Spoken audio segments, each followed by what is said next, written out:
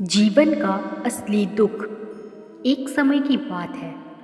नगर में रहने वाला कबीर नाम का एक लड़का अपनी जिंदगी से बहुत निराश था। उसकी निराशा का कारण यह था कि वह अब तक कुछ भी नहीं कर रहा था। उसके माँ बाप उसे ताने मारते कि तेरे सारे मित्र कुछ ना कुछ कर रहे हैं, लेकिन तू अभी भी घर में ही बैठा हुआ है। मित्रों के बीच भी अक्सर उसका मजाक ही बनता। वह कहीं जाता तो लोग उससे पूछते कि क्या कर रहे हो। उसे यह बताने में बड़ी शर्म आती कि अभी वह कुछ भी नहीं कर रहा। धीरे धीरे उसने रिश्तेदारों के यहाँ जाना और लोगों से मिलना जुलना कम कर दिया। वह ज़्यादातर समय अपने घर में ही बैठा रहता। वो अकेले में रोता, भगवान को कोसता और अपनी किस्मत को दोष देता। अब उसे अपनी जिंदगी बोझ लगने लगी थी। कभी कभी वह सोचता कि जब वह कुछ करने के लायक ही नहीं है तो फिर उसके जिंदा रहने का भी क्या फ़ायदा। उसे तो मर जाना चाहिए। एक दिन वे अपने नगर की एक सड़क से गुजर रहा था। तभी उसे देखा कि एक गुरु दुख के ऊपर प्रवचन दे रहे हैं। वह भी वही भीड़ में पीछे बैठ गया और गुरु के प्रवचन सुनने लगा। गुरु बोल रहे थे कि दुख एक गुरु की भांति होता है, जो हमें जीवन की सच्चाई दिखाता है और हमें सही से जीवन जीने का तरीका सिखाता है। आप चाहें तो अपने दुख रूपी गुरु से जीवन जीना भी सीख सकते हैं और चाहें तो उस दुख में डूबकर बैठकर रो भी सकते हैं। कबीर भी गुरु की ये सारी बातें ध्यान से सुन रहा था, लेकिन उसे गुरु की यह बातें सही नहीं लगी। उसने खड़े होकर कहा, दुख कुछ भी सिखाकर नहीं जाता, सिर्फ पीड़ा देकर जाता है। दुख की पीड़ा अनंत होती है। ऐसा लगता है इसके बाद कुछ भी नहीं होने वाला, कुछ भी नहीं मिलने वाला। मृत्यु भी उसके सामने छोटी लगने लगती है। गुरु ने कहा, आखिर क्या दुख है तुम्हें?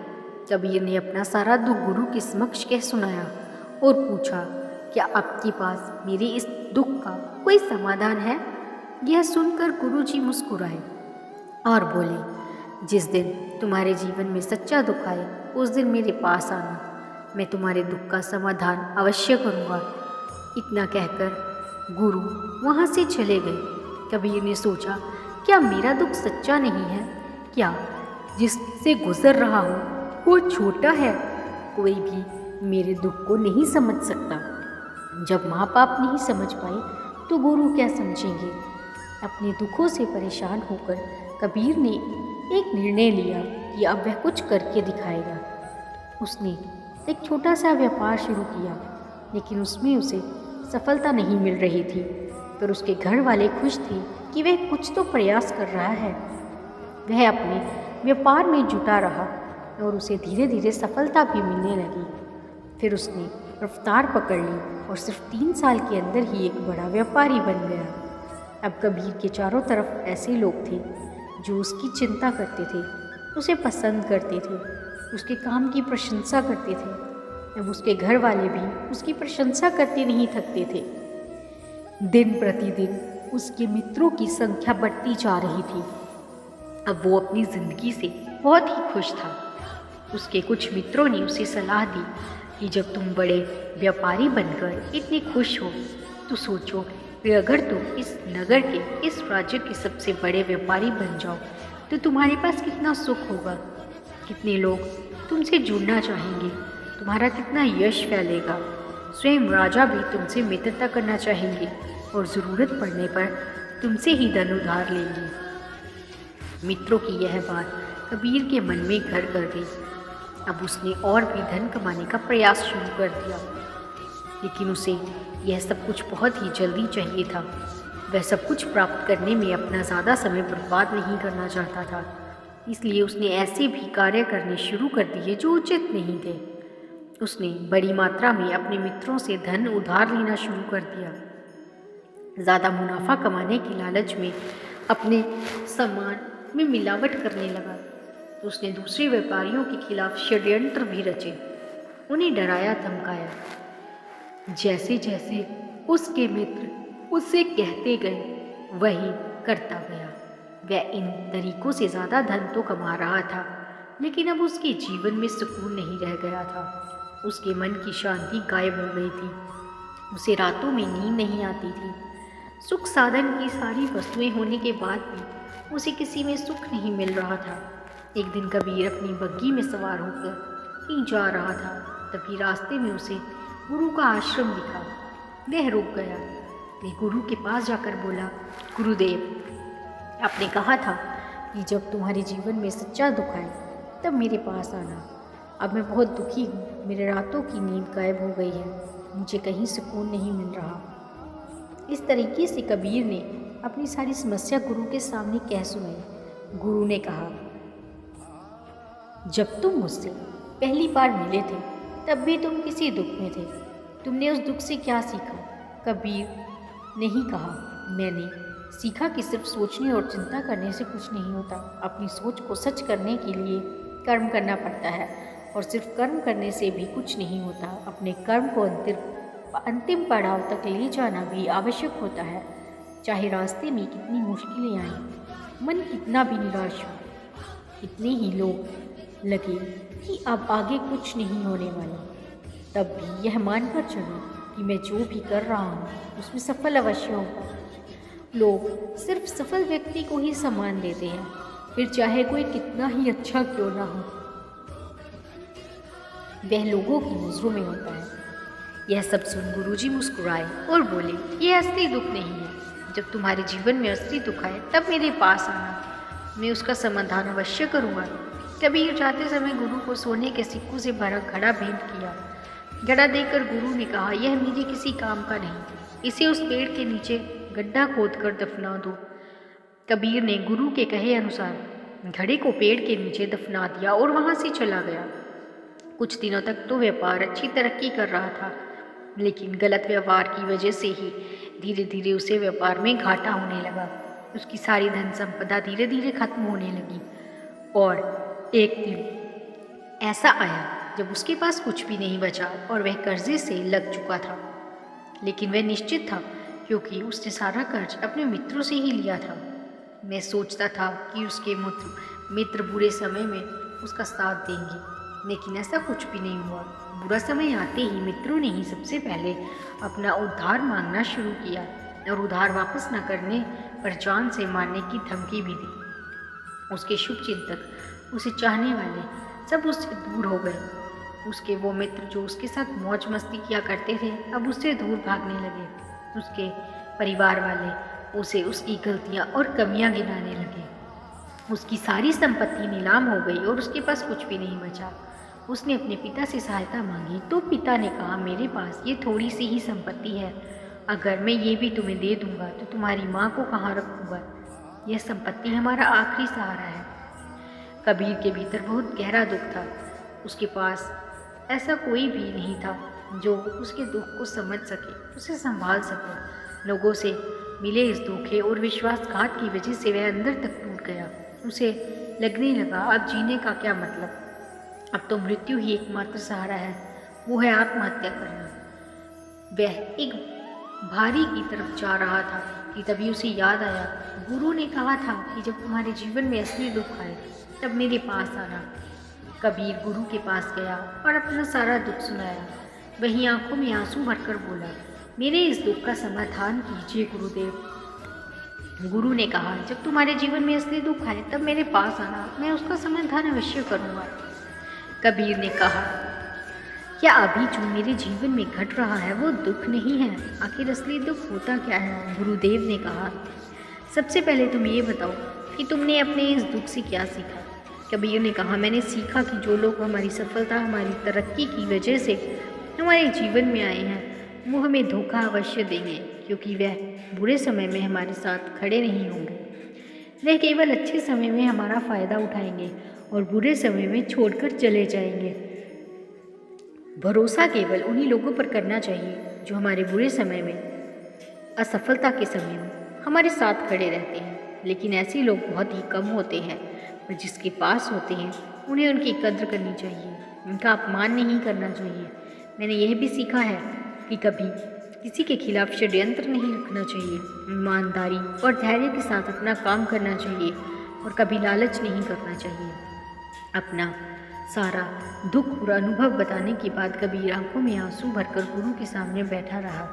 थोड़ी देर बाद गुरु उठे और उस पेड़ के नीचे गड्ढा खोदकर वह घड़ा बाहर निकाला जो सोने के सिक्कों से भरा हुआ था और उसे कबीर को दे दिया और कहा, जब तुम्हारे जीवन में असली दुख आए तब मेरे पास आना।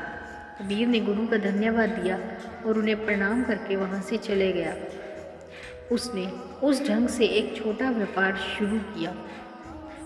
अब वह एक छोटा व्यापारी बनकर भी खुश था। उसने पूरी लगन और ईमानदारी से व्यापार किया। देखते ही देखते वह अपने नगर का फिर एक बड़ा व्यापारी बन गया। उसका जीवन खुशियों और सुविधाओं से भर गया। लेकिन कोई कितना भी अच्छा हो, कितना भी अच्छा काम करे, दान करे, पुण्य करे, लोगों की मदद करे, लेकिन जीवन में दुख तो आता ही है। तो कबीर के जीवन में भी दुख आया। उसके माता पिता की मृत्यु के रूप में वो दोनों एक ही दिन मृत्यु को प्राप्त हुए। कबीर अपने माता पिता से बहुत प्रेम करता था, इसलिए उसे उनकी मृत्यु से बहुत गहरा आघात पहुंचा। वह उन दोनों के पार्थिव शरीर को शमशान घाट ले गया, जहां उनकी अंतिम क्रिया की गई। वहां उसने अपने माता पिता के शरीर को जलते हुए देखा तो उसका मन बेचैन हो गया। उसके अंदर बहुत से प्रश्न उठने लगे। घर वापस आया तो उसने अपने माता पिता के घर और संपत्ति को देखा, जिसके लिए उसके पिता हमेशा लड़ते रहते थे। आज वह लावारिस पड़ी है। आज उसकी देख रेख करने वाले, उसके लिए लड़ने वाले इस दुनिया से चले गए। उसके पिता ने जो भी कमाया था, जो भी बनाया था, वो सब यहीं रह गया था। एक दिन पहले तक किसी से भी अपनी संपत्ति के लिए लड़ जाने वाले उसके पिताजी आज खुद इस दुनिया से अलविदा हो गए। उसका मन इसी तरह के अनेक विचारों के भंवर में फंसा हुआ था। उसे अंदर से अकेलापन और डर महसूस हो रहा था।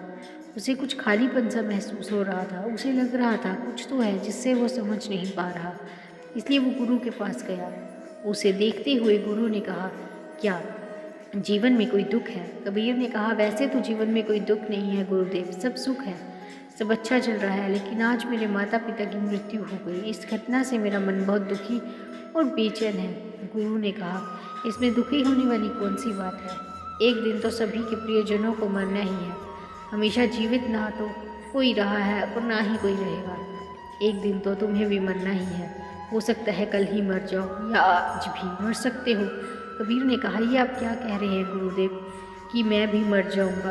पर मैं तो अभी जवान हूँ। गुरु ने कहा, इस भ्रम में तो सभी जी रहे हैं कि मृत्यु दूसरों को आती है, बूढ़ों को आती है, लेकिन बूढ़ों के सामने ही जवान मर जाते हैं, बच्चे मर जाते हैं। मृत्यु का किसी की उम्र से कोई संबंध नहीं है, ये तो सबको अपना बना लेती है। गुरु की यह बातें कबीर के मन में घर कर गई और वह चुपचाप वहाँ से चला गया। लेकिन उसका मन बेचैन अब भी था। वह कुछ खालीपन सा महसूस कर रहा था। वह पूरे दिन अपने बारे में सोचता रहता कि वह कौन है, इस दुनिया में क्यों आया है, क्या सिर्फ चीज़ों का उपयोग करना और मरना ही जीवन का लक्ष्य है? ऐसे ही बहुत से प्रश्न उसके मन में लगातार उठते रहते थे, लेकिन उसे अपने किसी भी प्रश्न का उत्तर नहीं मिल पा रहा था और उसका दुख दिन प्रतिदिन बढ़ता ही जा रहा था। इसलिए कुछ दिनों के बाद वह फिर गुरु जी के पास पहुंचा और बोला, गुरुदेव, मैं बहुत दुखी हूँ क्योंकि मैं ये नहीं जान पा रहा हूँ कि मैं कौन हूँ और इस दुनिया में क्यों आया हूँ। यह सुन गुरु जी मुस्कुराए और बोले, आज पहली बार तुम्हारे जीवन में सच्चा दुख पैदा हुआ है। वास्तव में यही है जो दुख कहलाने के लायक है कि हमें पता ही नहीं कि हम कौन हैं, क्यों आए हैं, क्या करना है, कैसे करना है।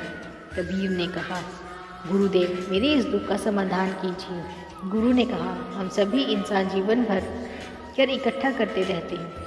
हम सभी इंसान जीवन भर धन संपत्ति, मान सम्मान, परिवार, मित्र, शत्रु, पाद, प्रतिष्ठा इत्यादि इकट्ठा करते रहते हैं। गुरु ने कहा, क्या इन इकट्ठा की हुई सभी चीज़ों में से एक भी चीज़ को अपने साथ ले जा सकते हो?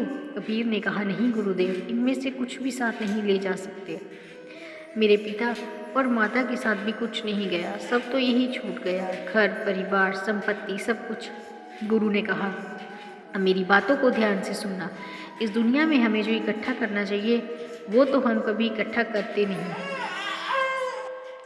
चीज़ें हमारे सामने ही होती हैं, लेकिन हम उन्हें देखने का प्रयास ही नहीं करते। इस दुनिया में हमें जिस चीज़ को इकट्ठा करना है वो हम खुद हैं। हमें खुद को इकट्ठा करना है ताकि जब मृत्यु हो तो हम एक हो सकें और स्वयं को पहचान सकें। हम भीतर से बटे हुए हैं। हम बटे हुए हैं प्रेम में, नफरत में, क्रोध में, जलन में, क्रूरता में, धन में, संपत्ति में, पद में, प्रतिष्ठा में, मान में, पहचान में, धर्म में, जाति में, ऐसे ही सैकड़ों हजारों चीज़ों और वास्तव में बटे हुए हैं। हम टुकड़ों में जीवन जी रहे हैं। इस बंटवारे की वजह से ही हमारी चेतना कभी एक नहीं हो पाती। हमारी चेतना शक्ति बिखर गई है। इसलिए हमारे पास इतना भी समय नहीं है, इतनी भी ऊर्जा नहीं है कि हम मुड़कर एक बार अपने भीतर देख सकें। वास्तव में जिस धन की कमी, सुविधाओं की कमी, मान सम्मान की कमी को लोग दुख समझते हैं और जीवन भर उसे दुख बोलकर रोते हैं और उनका समाधान खोजने का प्रयास करते हैं, उन्हें उसका समाधान कभी मिलेगा ही नहीं। क्योंकि जिन्हें लोग दुख कहते हैं वो असली दुख है ही नहीं, वो तो सिर्फ इंसान की चाहत है, उस इच्छा है जिसकी पूर्ति कभी नहीं की जा सकती। इसलिए यहाँ व्यक्ति को ऐसे दुखों का भी कभी समाधान मिला ही नहीं। इसलिए इन सब के ऊपर अगर अपने दुखों का परम समाधान चाहिए तो सबसे पहले अपने आप को इकट्ठा करो, अपनी ऊर्जा को इस संसार से वापस खींचो और एकत्रित करो। अपने ऊपर ध्यान दो, खुद पर ध्यान लगाओ। मृत्यु से पहले अपने आप को पहचान लो। ऐसे ही बिखरे हुए मत चलो। कबीर ने कहा, तो क्या गुरुदेव, हमें ये संसार छोड़ देना चाहिए, अपनी सभी इच्छाओं को मार देना चाहिए, किसी से प्रेम नहीं करना चाहिए, धन संपत्ति नहीं इकट्ठी करनी चाहिए, मान सम्मान की आशा छोड़ देनी चाहिए। गुरु ने कहा, एक बिखरे हुए मनुष्य के अंदर से कामनाएं, इच्छाएं और वासनाएं ऐसे ही निकलती हैं जैसे पहाड़ से कोई पत्थर गिर रहा, जिस पर पहाड़ का कोई नियंत्रण नहीं है, सिवाय देखने, परेशान होने और कुछ होने के। इसी प्रकार एक बिखरे हुए मनुष्य की इच्छाएं अनियंत्रित और दुखदायी होती हैं। उसका अनियंत्रित मन कुछ भी इच्छाएं और कल्पनाएं करता रहता है और दुखी होता रहता है। लेकिन जब व्यक्ति एकत्रित हो जाता है तो वह जो भी करता है सब उसके नियंत्रण में रहता है। तब इच्छाएं भी उसकी इच्छा से निकलती हैं। कबीर ने कहा, गुरुदेव, आपने मेरे सच्चे दुख का समाधान कर दिया। आपका बहुत बहुत धन्यवाद। आपसे मैं खुद को एकत्रित करने का प्रयास करूँगा। गुरु ने कहा, मानव शरीर में बहुत ऊर्जा है, बहुत शक्ति है, पर यह बेकार कामों में बाझकर रह गई है, चीज़ों में लगी रहती है। यह ऐसा ही है जैसे कि एक अत्यंत शक्तिशाली मशीन किसी बच्चे के हाथों में दे दी गई हो और वह बिना सोचे समझे, बिना नियंत्रण और जानकारी के बस इसकी शक्ति को कहीं भी बर्बाद कर रहा हो। इसलिए अपनी चेतना की शक्ति पर ध्यान दो और इसे एकत्रित करो। कबीर को अपने प्रश्नों का उत्तर मिल चुका। उसने गुरु को धन्यवाद किया और चुपचाप वहाँ से चला गया। दोस्तों, उम्मीद है कि आपको ये कहानी पसंद आई होगी। यदि आप ऐसी और मज़ेदार कहानियों और संदेशों को सुनना चाहते हैं तो हमारे चैनल को सब्सक्राइब ज़रूर कीजिए। धन्यवाद।